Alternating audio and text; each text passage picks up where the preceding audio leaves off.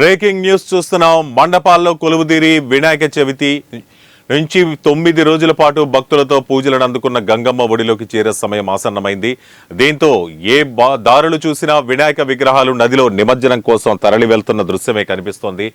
గణేష్ నిమజ్జనం కోలాహలంగా సాగుతోంది. ఈ నేపథ్యంలో గ్రేటర్ హైదరాబాద్ పరిధిలోని 5 చెరువులు 73 కొలనుల్లో నిమజ్జనోత్సవానికి సర్వం సిద్ధం చేశారు.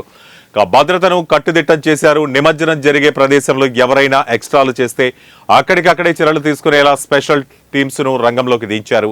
జై బోలో గణేష్ మహారాజ్ కి అంటూ నగరంలో ఎటు చూసిన భక్తుల కోలాహలంతో నిండిపోయింది. భారీ గణనాథులు గంగమ్మ ఒడికి చేరే వేలైంది. మంగళప్రదంగా వినాయక నిమజ్జనోత్సవ కార్యక్రమం సాగనుంది. గణేష్ శోభాయాత్ర నిమజ్జనోత్సవాన్ని తెలంగాణ ప్రభుత్వం ప్రతిష్టాత్మకంగా భావిస్తోంది. భక్తులకు ఎక్కడా ఎలాంటి అసౌకర్యం కలగకుండా జీహెచ్ఎంసీ ఏర్పాట్లు చేస్తోంది. మరోవైపు చీమ చిటిక్కుమన్నా సరే ఇట్టే పసిగట్టేలా పోలీసులు నిఘాను పెంచారు.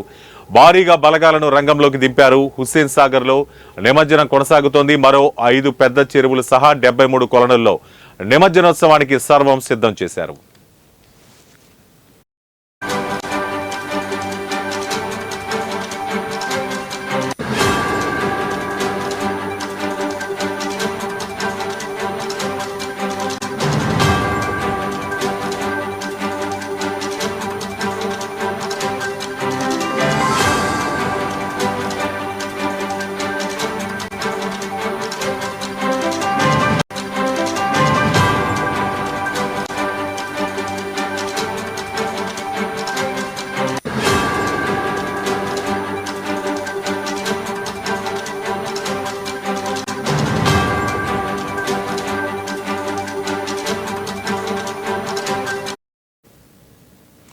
బ్రేకింగ్ న్యూస్ చూస్తున్నాం. మండపాల్లో కొలువుదీరిన వినాయక చవితి నుండి 9 రోజుల పాటు భక్తులతో పూజలను అందుకుని గంగమ్మ ఒడిలోకి చేరే సమయం ఆసన్నమైంది.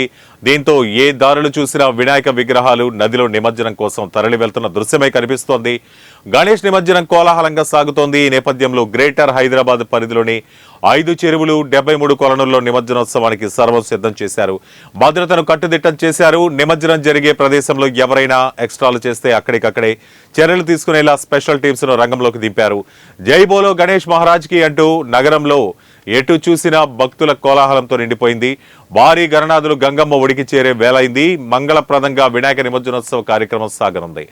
గణేష్ శోభాయాత్ర నిమజ్జనోత్సవాన్ని తెలంగాణ ప్రభుత్వం ప్రతిష్టాత్మకంగా భావిస్తోంది.